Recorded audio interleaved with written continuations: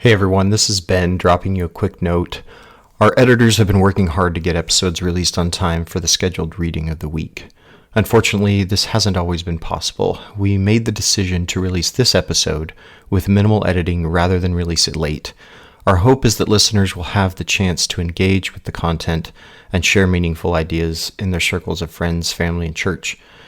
We're looking for additional volunteers to help with editing the podcasts in time to get them released. The time commitment may vary from 4 to 6 hours per week. If you would like to help, send us a message on our Facebook page at Latter-day Peace Studies or email us at latterdaypeacestudies@gmail.com. We are also openly asking for donations to help cover the costs of producing the podcasts. You can donate through PayPal by going to our website, latterdaypeacestudies.org, and clicking on Get Involved, then scrolling down to the donate box. Thank you to all who have helped out over the years and donated to the project. We are sincerely grateful. Latter-day Peace Studies is produced by peace-loving members of the Church of Jesus Christ of Latter-day Saints. Any views expressed herein are not to be taken as official positions of the Church or its authorities.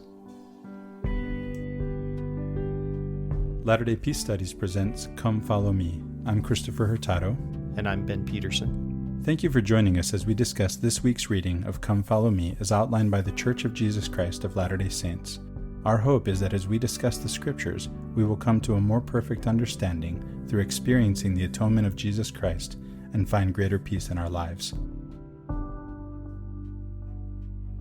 Welcome back to Latter-day Peace Studies presents Come Follow Me. I am your host, Christopher Hurtado. And I'm Ben Peterson. It's good to have you with me, Ben. It's good to be back in the saddle again. Still suffering pain from a back injury, but getting my butt in the chair anyway to hit record with you for an hour. I don't think we've really mentioned that you've been dealing with some back pain these past couple episodes. No, we haven't. I've managed. I've leaned on you, Ben. So this week we're going to talk about not two books, but one book in its entirety and part of another book. So we're going to talk about Ruth, and we're going to talk about 1 Samuel chapters 1 through 7. And we'll pick up the rest of Samuel in future episodes, one or two future episodes. So the book of Ruth is not usually, it's not found in this part of the Bible in the Hebrew Bible, right? Here we're talking about the Hebrew Bible, but we're talking about it as Christians. I just thought I'd start with that, pointing out that this is over in the writings. Not in the prophets, right? We finished the Torah. We finished the Torah. And so that's the Pentateuch. That's the first part of the Bible. Then there's the prophets, and then there's the writings. And so, but in our Bible, right? In this Bible, the one we call the Bible, you have this book at this point. Why, Ben? So at the beginning of the book of Ruth, we get this statement, in the days when the judges ruled. And so chronologically, it makes sense to throw Ruth in here because it's like, hey, this story happened during these judges' times. It also makes sense because the book of Kings that's coming next is all the precursor that it's explaining how David became king. And Ruth is one of the stories of that, of his ancestral origins. And so it makes sense to put it here in the broader narrative, both historically and literarily and rhetorically. It does. Yeah, it does make sense. And so regardless of when it was written, it's inserted at this point into what we call the Bible, where the redactors are making this look like one continual story. And of course, we have some differences once in a while as we were either different versions of the story, and they weren't about to go, throw away one and keep the other. They kept it all. They realized that there are contradictions. They knew that that their tradition would make it a point to argue about these finer points.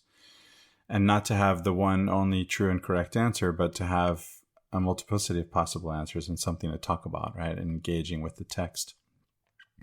So with Ruth, we have this story that is a story of a foreigner, of a stranger, as the King James Bible calls her. I remember when we were having Syrian refugees come to Utah, and there were people among our co-religionists actually who would not welcome them. I remember making my own translation of "When saw we the stranger?" So, to put it in the proper context, a stranger is a foreigner. When saw we thee a foreigner and took thee in? And people were concerned about how many refugees were coming to Utah without the knowledge that there have been refugees coming to Utah for decades in the same numbers. Centuries in one sense, right? I mean, if the narrative of the Latter-day Saints is that they were refugees, right? So. That's true. Yeah, that's true. I mean, for decades, we've had refugees coming in from other countries run by Catholic Relief Services for the government and headed up by a Muslim, by the way, who works for Catholic Relief Services. And so that's just a fact of life in Utah, and that's been going on for a long time. But, there was this xenophobia, right? This fear of foreigners or strangers in the land. And so that's what we have here is a story of a stranger, of a foreigner. And another story in some sense like Tamar's, I think we'll bring out. A story like Sarah's and Rachel's. There's some reprises there, so to speak. Yeah. There are themes that we see repeated in the Bible. And in this case, there are some key themes that show up in this story. And rightly so, because this is a story of one of the matriarchs of the Davidic line. So let's get into Ruth. Let's talk about Ruth, and we'll summarize those 7 chapters of 1 Samuel when we get to them. Yeah. I was thinking about the book of Ruth, and when we get to it, we start reading in it, we're like, wow, this is a completely different feel, right, from what we've been doing for quite a while now, Christopher. And so Ruth is it's like this really welcome respite from all the violence and what we might sometimes call the problematic theology of these books that we've been dealing with for a while. It's a love story in a sense, but not just love in a romantic sense, or not even really love in a romantic sense. It's love in a different sense. We're going to talk about the word Hesed and how that kind of applies in this situation and how it's used in the Old Testament. It's translated in some different ways sometimes, but it's a difficult word to translate, but it's a special word, and it really brings out a lot of the context of what's happening in this book here. Sometimes it's translated as loving kindness, which for me has Buddhist overtones, but of course. But let's go back to something you said real quick, Ben. Last time in the book of Joshua, we saw a lot of, there was the claim in the book of Judges that there was a Canaanite conquest, right? And that everything is under Israelite hegemony. And then in the next book, in the book of Joshua, we get, well, not really. There are still Canaanites we're struggling against. There are other manners of ites we're struggling against. You have people from the inside. You have people from the outside. The Philistines come along. They're part of the story of 1 Samuel. Mm-hmm. Yeah, we'll talk a bit about that. They're also challenging Canaanite hegemony. And so you get this, what you called problematic theology, what I'm going to call, along with John Dominic Crossan, bad theology. Bad theology. Let's just call it what it is, bad theology. So this is how the bad theology goes. Although we are sitting in the crosshairs of empire on one of the most desired pieces of, Earth on planet Earth, Strategically significant, right? Strategically significant, commercially significant, yeah. So even though we're in this place, we're being attacked from all sides, not because we're in this place, but because God is angry with us. Yeah. God is doing this to us because we have failed to be moral or what have you.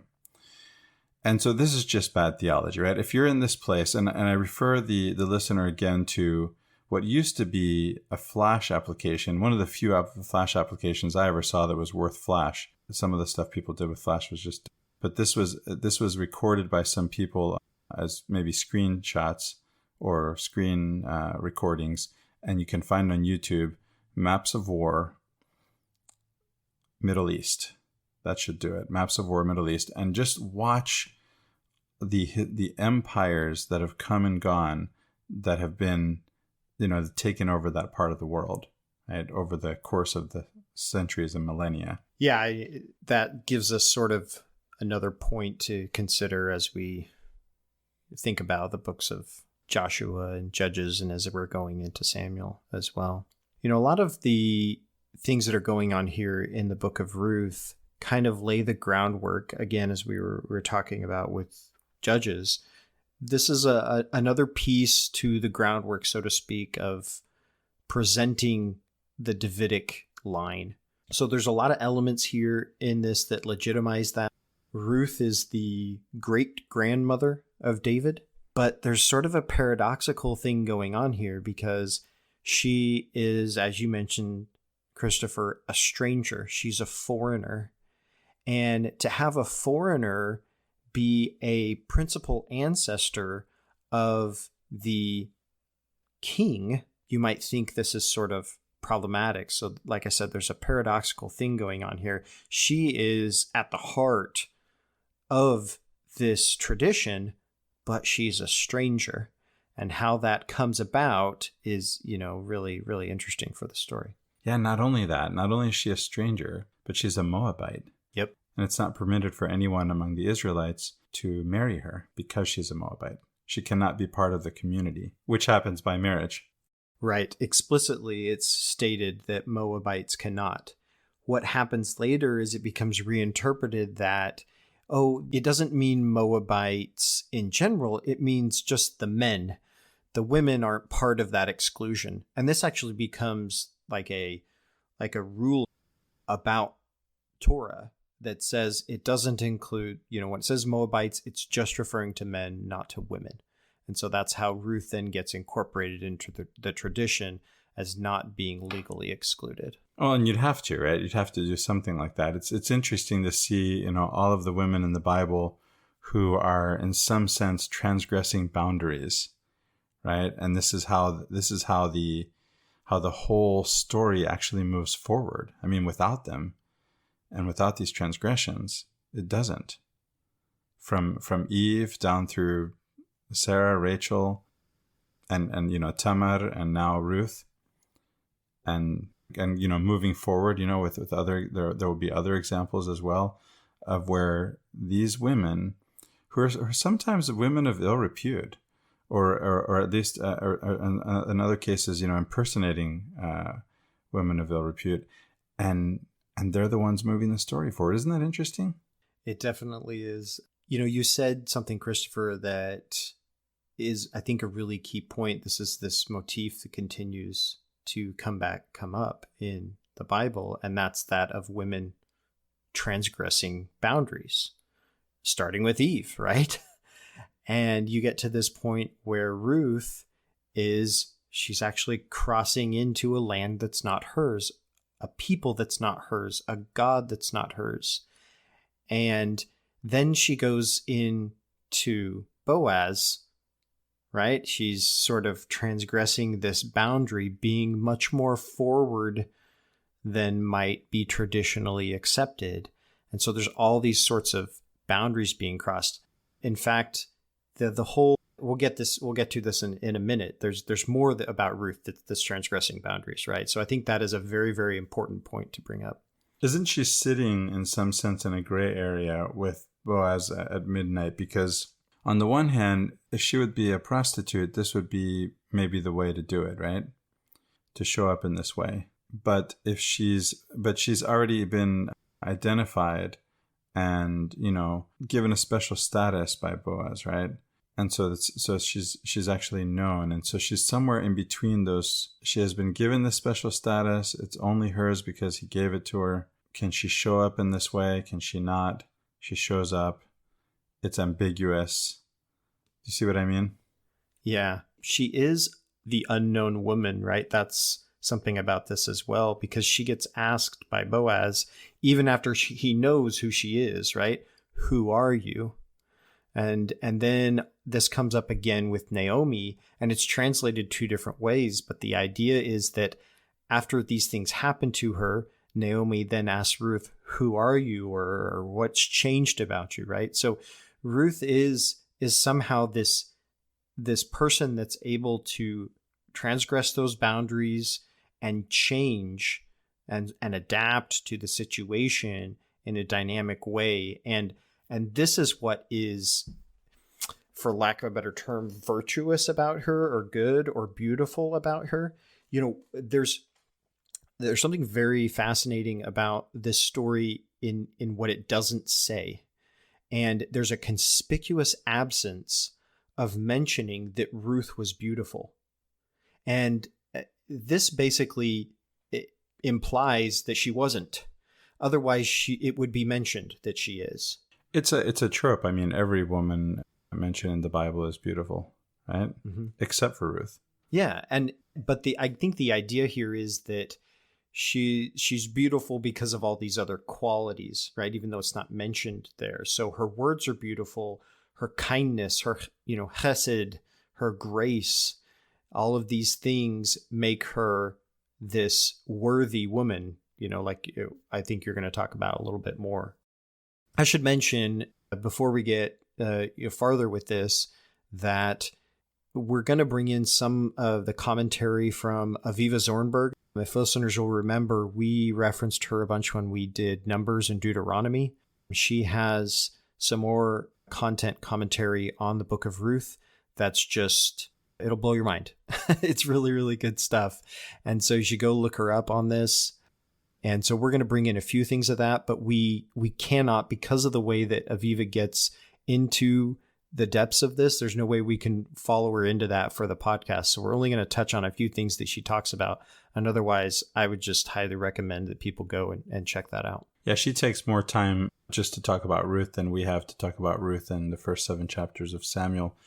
But, part of the reason why we can't just go into it faster, as you were pointing out, Ben, that she sort of takes you step by step, right? And she's giving you, midrash from rabbinical and Hasidic tradition. She's giving you psychological insights, Freudian psychological insights, philosophical insights. And she just takes you, layer after layer after layer, deeper and deeper into the onion. And that takes time. It takes time. So I do recommend to the listener to hear what she has to say about the book of Ruth. So the first intimation we get of Ruth's character here at the beginning is in the narrative of the story. There's a famine in the land, and so Naomi and her husband leave Bethlehem because there's a famine in the land. They go to Moab. And then her sons marry Moabite daughters, Moabite women. And then they all die. All the men die. And so they're going to return back, or Naomi's going to return back. And her 2 daughters-in-law that are widows also now are going to go with her. And Naomi says, no, you should go back to yours. So one of them does, and the other one is Ruth. And she says, no, I'm going to stay with you. And so here's where we start getting some things about the character of Ruth that we talked about, how she is willing to transgress those boundaries. And she really exhibits this idea of Hesed. And there's a lot of words that this sort of evokes, and it could be translated different ways. It's love or loving kindness. It's loyalty. It's grace. It's the kind of love that God has for his people within the covenant. So it's also the kind of love that might exist in an ideal marriage. And so there's all of these concepts wrapped up in this here. And Ruth is exhibiting this. There's even courage. Yes, courage is a really important part as well of that. And Ruth is exhibiting all this. And the first time that we see it is when it says that the first daughter-in-law, she kisses Naomi, but Ruth clings to her. Yeah. Ruth clung to her. And this is the same verb that's used when in Genesis it talks about a man shall leave his father and mother and shall cleave unto his wife, right? And so this is the blurring or elimination of boundaries between the two because it says they shall be one. And what it does is it uses this to refer to Ruth and Naomi. Now, there's not like a marriage going on here in that sense, but there is a marriage going on in the sense that they have an affinity for each other. And they later in the story, we see that there is sort of some interchangeability between the characters when Ruth gives birth, right? The child becomes Naomi's in a sense, almost like adopted. And so there's this affinity that happens between Ruth and Naomi, and they almost become one in that sense. Ruth does what Naomi tells her to do and kind of becomes a sort of a surrogate for her experience in that way.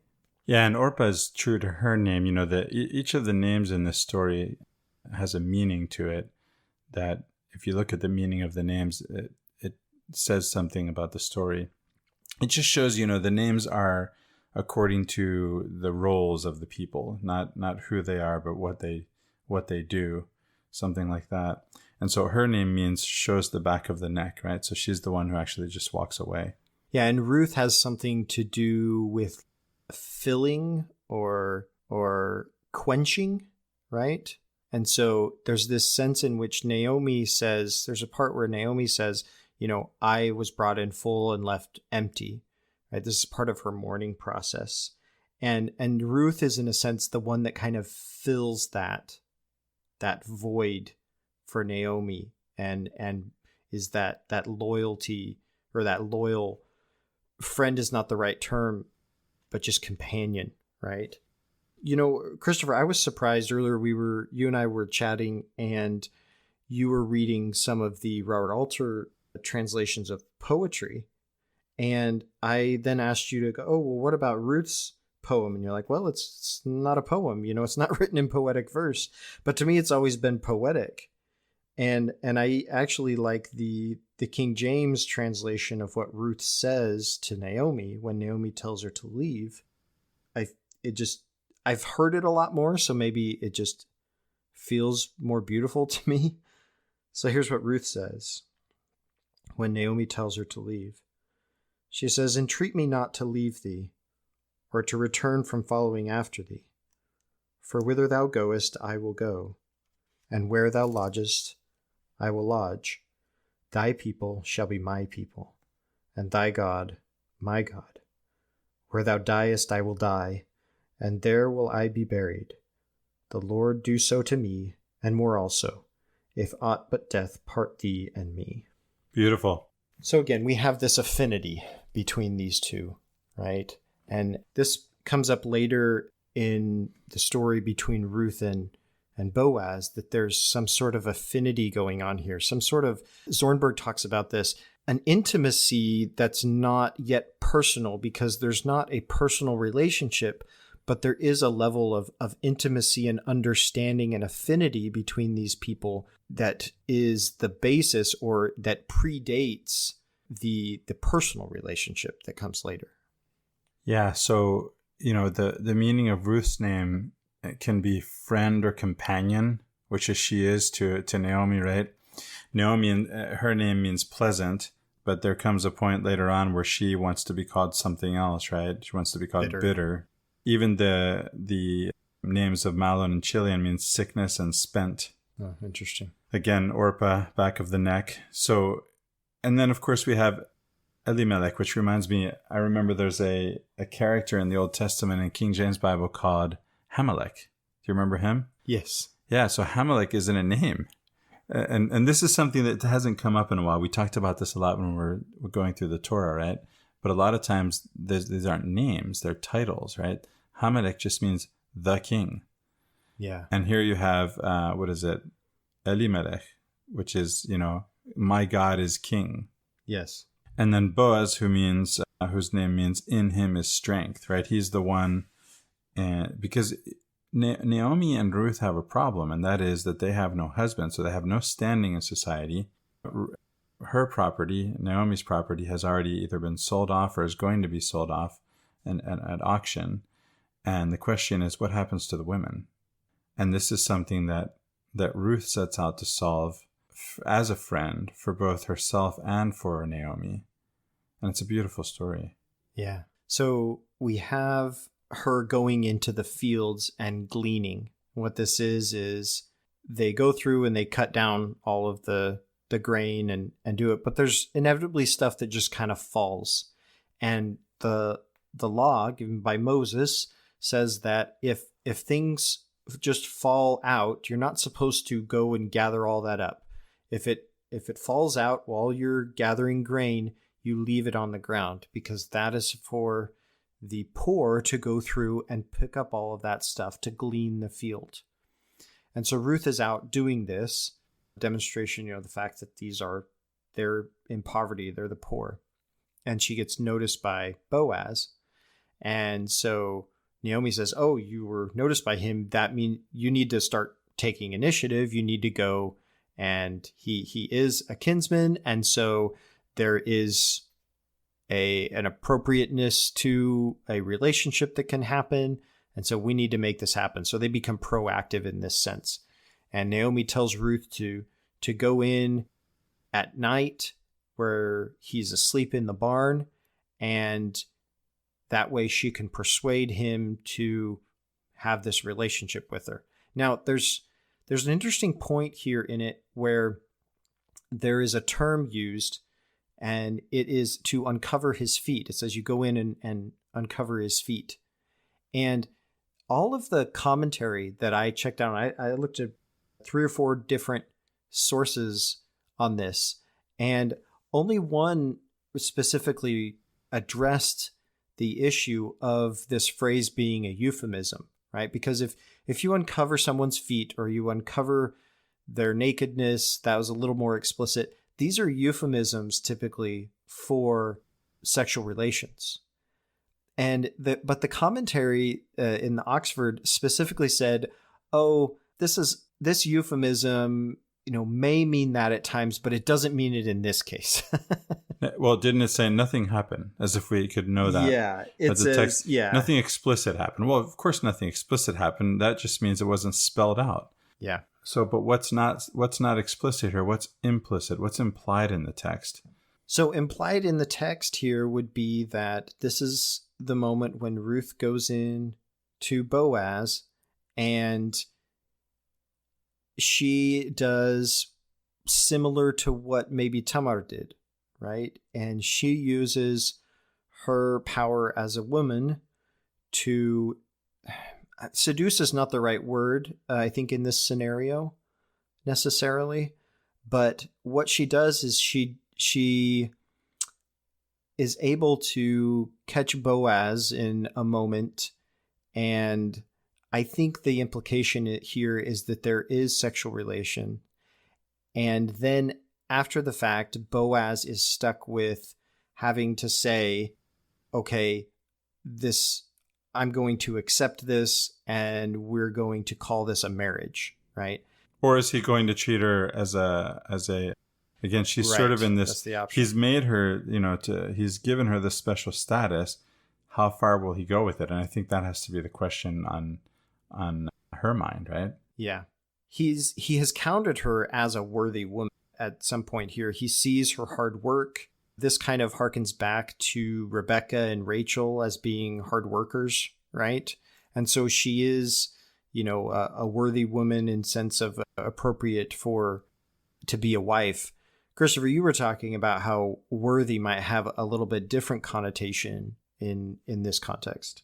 Well, I was just noticing that worthy was in Boaz, it's equated with being rich. Yeah. You've mentioned what it took for Ruth to be for Ruth to be considered worthy. But what about Boaz? It looks like worthiness equals riches.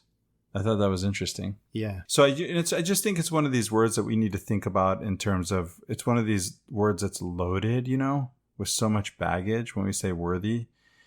And maybe we need to have a better understanding of what this word means, where it comes from. This is the kind of thing where, for example, when it comes to those who read King James Bible, I say, go read what the Noah Webster 1828 dictionary has to say about this, right? Because words change meaning over time. And the English that Webster based his work on is this King James English, right? That we get in the Bible. He really uses the Bible as one of his main sources for this dictionary. And so that's one way. Another way is to do word studies. Ben, just before we started recording, we did a quick lookup. You just type in Google, put in the, book, chapter, verse, and then add interlinear. And you can now pull up from Bible Hub, usually is what comes up on top. You can get an interlinear, English with either the Greek or, from the Septuagint, or from the Hebrew, from the Masoretic text. And you can actually click and go to the Strong's, which is a concordance of every word in the Bible.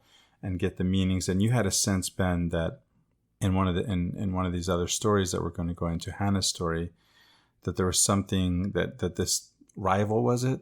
Yeah, rival or adversary. Yeah. That this had to be a rival wife, right? And you found support in that in one of the definitions and going through the Strong's Concordance by actually going through this process. So we can do these word studies, and we can continue to talk about these things. This is probably something Riley and I should bring up on a Latter-day Contemplation episode.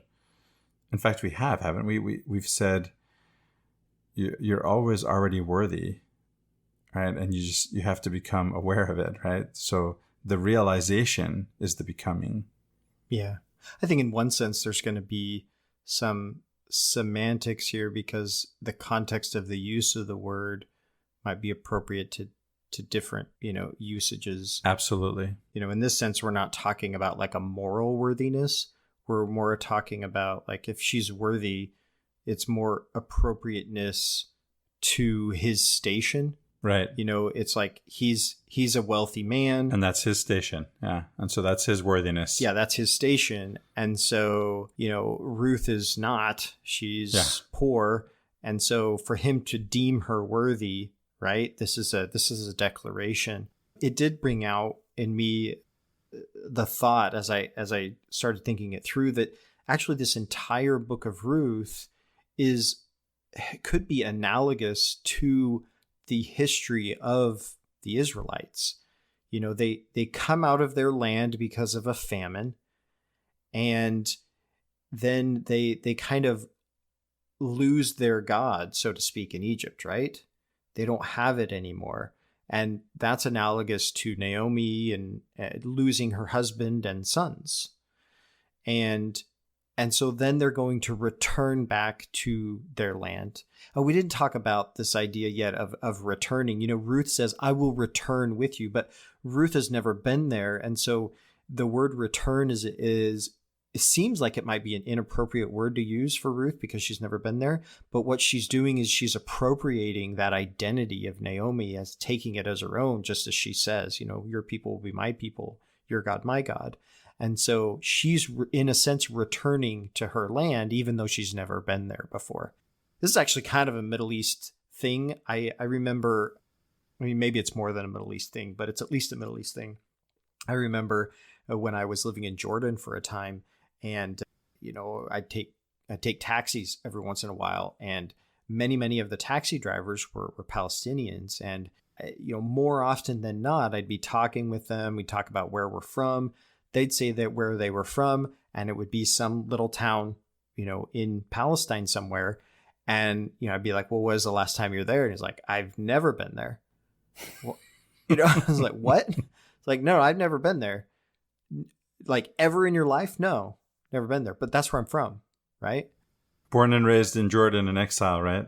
How can you be from somewhere when you've never been there? But that's their land, right? And so I thought that was kind of interesting in this context that, Ruth, she appropriates that identity and becomes part of that. You brought out something else for me, Ben. I hadn't seen this before, You were saying that this wasn't a romantic story, but now it turns out it compares in some sense to Romeo and Juliet, which isn't necessarily romantic, but let's go into this a little bit. You pointed out that the coming together of this couple, which is what's happening, right? It requires some sort of, some kind of equalization, right? Again, does he have to stoop to another level, or does she come up to his level? And that's in fact what happens, right?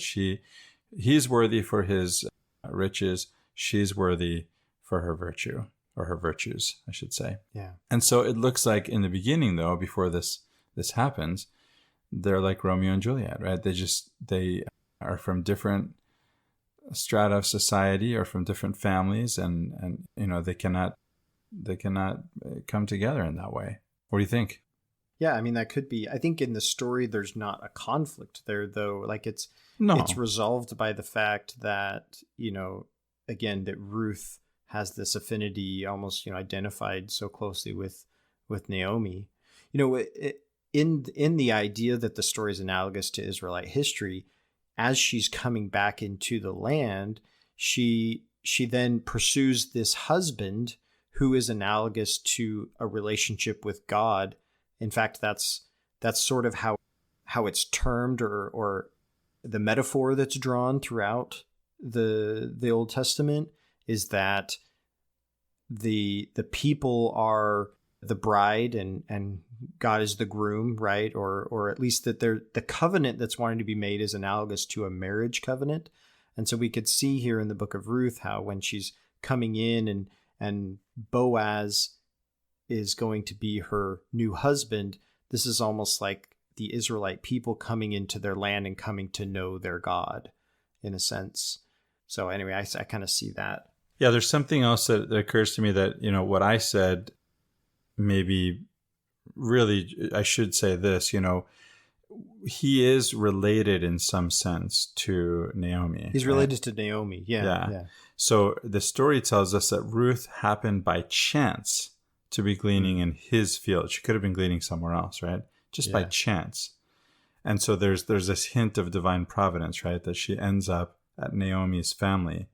And so when he finds out who she is and how she's related to Naomi, he does feel kick in that sense of, I am the one in this family, although there appears to be another one who has a previous claim or to the right / responsibility of taking care of these women, perhaps. That's again a question mark too, because do they just get the land, or are they going to take care of the women that they're taking the land from? Yeah, and then when they find out, oh, there's women attached to this, they're like, we can't do that, so they pass it on. It was basically a token gesture for them to do it because they knew that they wouldn't accept ultimately, and so then it could legitimately pass. The claim could legitimately pass to Boaz. That was like the whole idea. It almost seems like a ploy on Boaz's part to get the girl. Yeah. I want to go back to the moment in the granary. Is it the granary? The witching hour? Yeah. So it says that she goes in around midnight, right? And uncovers his feet. Even though the commentaries aren't on this, and I'm not trying to put my authority above their stuff, I just think that they're hesitant to ascribe or to really accept the euphemism, because there's maybe a desire to impose a more modern morality upon the story, whereas the cultural context of it didn't moralize this. Like there wasn't anything within their cultural context that made this relation that's happening immoral, because they were both eligible to be married, and it was appropriate that they should be because of the family situation. And they both had that intention. I mean, particularly Ruth did, right? This was the intention from the outset. And then so the relation that happens there is basically the analogous to the actual marriage happening. There may be some formalization that happens afterwards, but there's no what we would call fornication going on here, because this is a legitimate relationship that is coming into being. Yeah. So about biblical marriage, Ben. Yeah, about biblical marriage. We're going to get into that a little bit with the next Samuel. I think that is something that, reasonably challenged for people, at least with their idea of how they define marriage by saying that it's biblical marriage, right? You might use some other way of approaching it, but at least using the term biblical marriage, it just, the pattern isn't typically one man and one woman, right? It's not that typically in here. And then there's fornication and prostitution and whatnot. And so what we might call that. Right. What we would call fornication. Exactly. With our modern moral imposition. Our biblical marriage, right? Yeah, exactly. And I'm not sure that the Bible, again, is teaching morality. I know this is something I've said before, but I'm pretty sure it's not teaching about marriage in the way that we seem to think it is. It's the same with morality, I guess. I think it goes hand in hand, right? There are just certain things that happen in this text that just don't go with the way we do things, and yet our way is supposed to come from it, and that makes no sense because it's not like it. And I think this is where, again, the definition of Scripture as not a text itself, not what the text says, but what we say the text says. Yeah, and our relationship with it. Sure. And our relationship with it and with the community of believers in that text. How we negotiate meaning out of the text. Yeah. Right. So I think we can say that in that sense, that our idea of marriage is scriptural. That's different. Yeah. Yeah, that's a good point. Yeah. Zornberg goes into this concept of it being at midnight quite a bit. And so I really, really highly recommend that people go and listen to what she has to say about this concept of midnight. She pulls in David, she pulls in Solomon. It gets way farther down the path and deeper than I think we can really go into here. Suffice it to say, there's a lot to it. And I think one of the really fascinating things about it is just, okay, this is at midnight. This is the quote unquote darkest time of the night, right?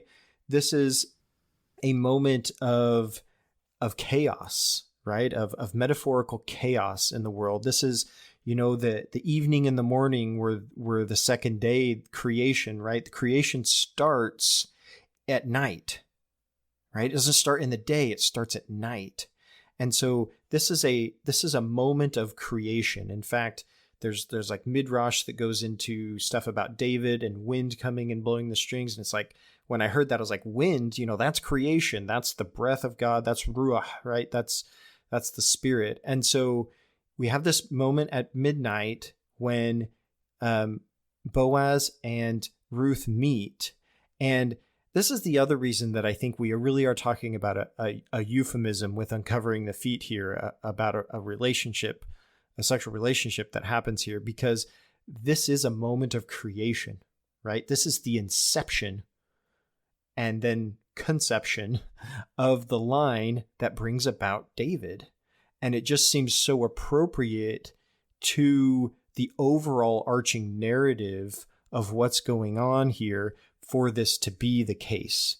Even though, maybe the authors didn't mean that, maybe that's not even really literally what happened.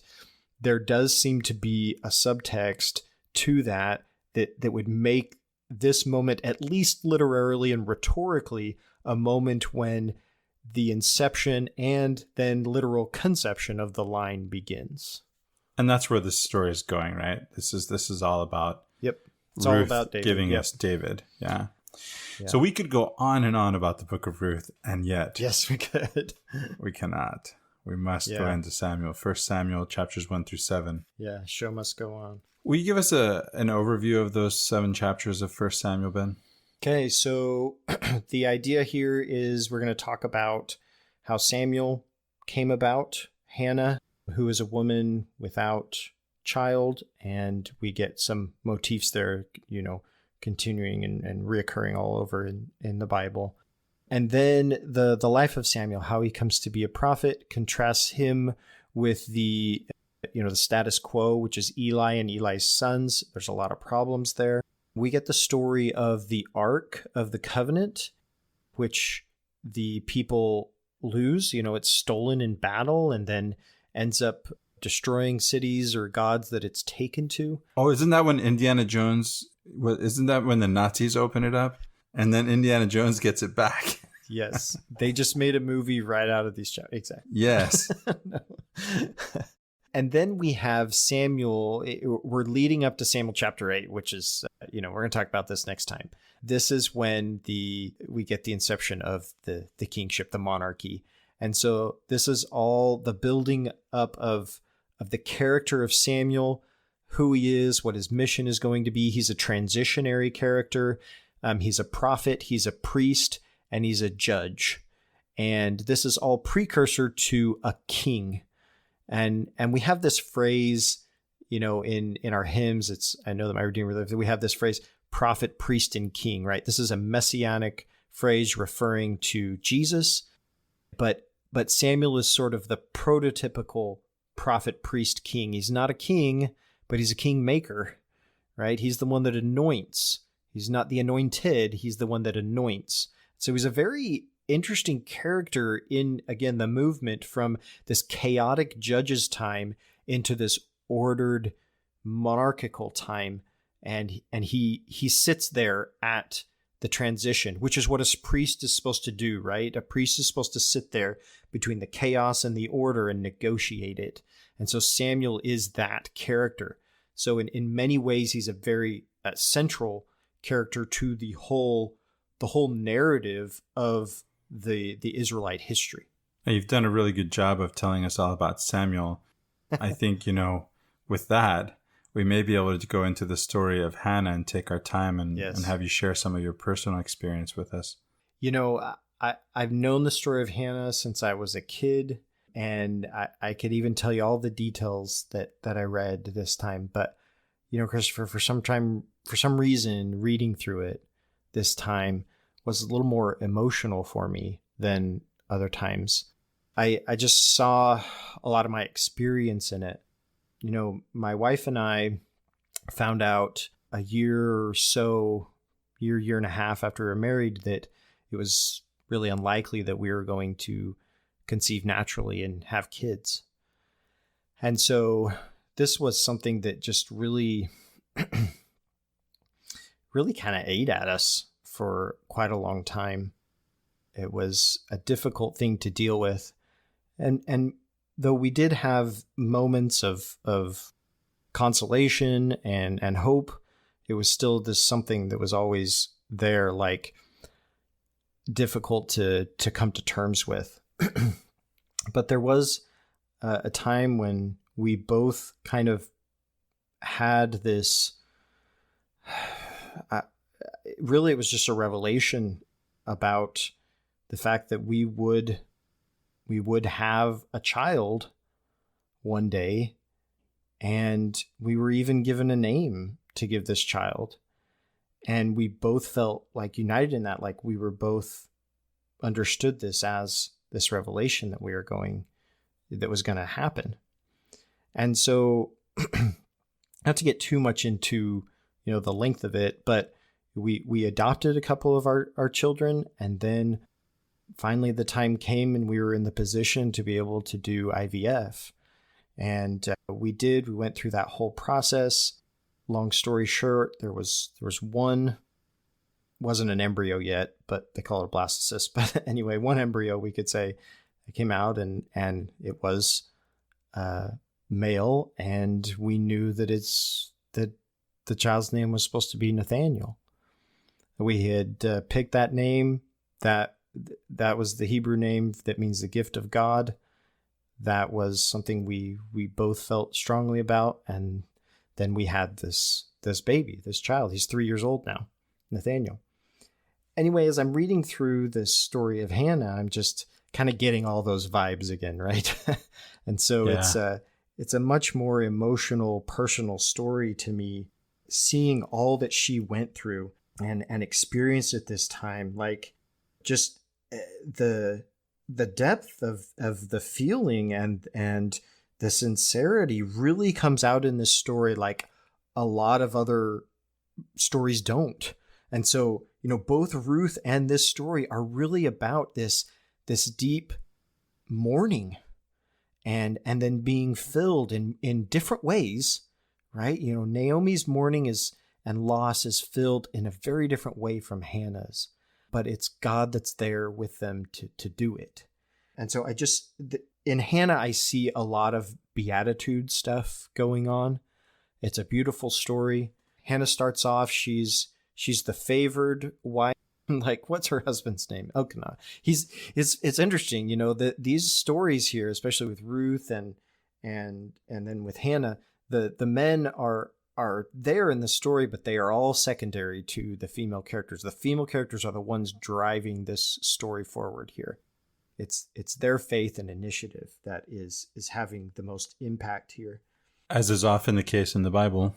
As is often the case. And they're just prominent in this, and where in some other times maybe there's a little bit of background stuff going on, but yeah, that's very prominent in these stories, especially.